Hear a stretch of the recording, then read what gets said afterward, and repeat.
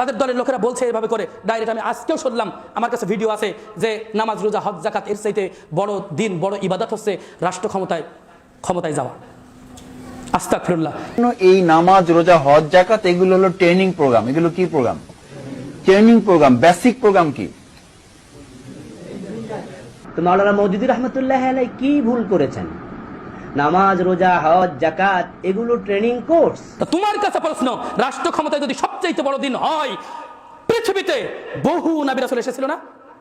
হ্যাঁ, বহু নবী রাসূলদের ভিতরে 5 জন মাত্র, কয়জন সবাই বলেন? 5 জন। 5 জন মাত্র রাষ্ট্র ক্ষমতা পেয়েছিল। আর যারা পায়নি তারা কি সবাই ব্যর্থ? তারা কি সবাই ব্যর্থ? আমরা যদি নবী রাসূলদের দাওয়াত দেখি, কোন নবী রাসূলের লক্ষ্য উদ্দেশ্য এটা ছিল না যে ক্ষমতা দখল, এটা ছিল না।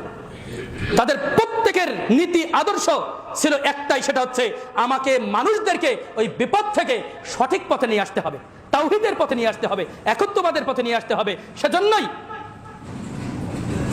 প্রত্যেক নবী রাসূল এসেছে, আর তাদের দাওয়াত হচ্ছে আনি ইবুদুল্লাহ ওয়াস্তানিবুত তাগুত। তোমরা এক আল্লাহর ইবাদত করো এবং তাগুত থেকে তোমরা বেঁচে থাকো। এই দাওয়াত তারা দিয়েছেন, বারবার এই দাওয়াত দিয়ে গেছেন সমস্ত নবী রাসূল। আর আজকে এসে আমরা ফতোয়া ঝাড়ছি নামাজ রোজা হজ যাকাতের চাইতে রাষ্ট্রে ইসলাম কায়েম করা হচ্ছে বড় ইবাদত। অথচ আল্লাহ বলছেন, ইয়া আইয়ুহাল্লাযিনা আমানু, হে ঈমানদারগণ, কু আনফুসাকুম ওয়া আহলিকুম নারা, তুমি আগে বাঁচো। তা আগে বাঁচতে গেলে রাষ্ট্রে আগে যেতে হয়? আগে নামাজ না? কথা বলেন এবার। আগে কি?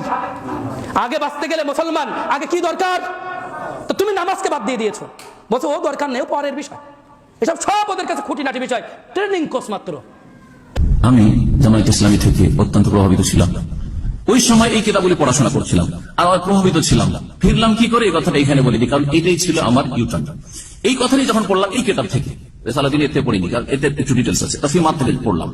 পড়ার পরে সাথে সাথে চমকে উঠলাম, আরে কি বলে, নামাজ রোজা হজ যাকাত তাসবিহ তাহলিল এগুলো হচ্ছে ট্রেনিং কোর্স। সাথে সাথে ফিরে আসলাম। তখন জামিয়া সালাফিয়া বানারস থেকে পাশ করেছিলাম, এক জায়গায় শিক্ষকতা করছিলাম। আমার সেই সময় বিবাহের বছর ছিল, অথবা তার আগের বছর ছিল, ওই সময়টা আমার বিবাহ শাদী হয়। তারপরে মদিনা ইউনিভার্সিটি এসেছি। তো আলহামদুলিল্লাহ আমাকে এই জামাত থেকে আল্লাহ ফিরিয়েছে মদিনা ইউনিভার্সিটি আসার আগে।